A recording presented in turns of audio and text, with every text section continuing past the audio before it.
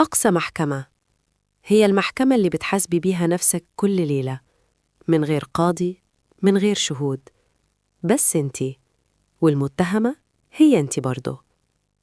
بتفتحي كل ملف قديم، كل كلمة قلتيها وندمتي، كل قرار اتأخر، كل مرة سكتي فيها وانتي كان نفسك تتكلمي.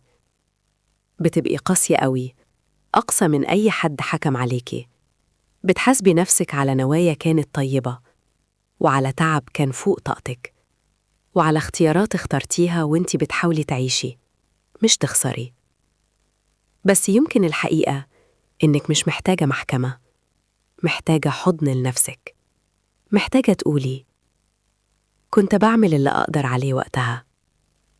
الرحمة مش ضعف، وإنك تسامحي نفسك ده أول حكم عادل تصدريه في حياتك. أنا ندى.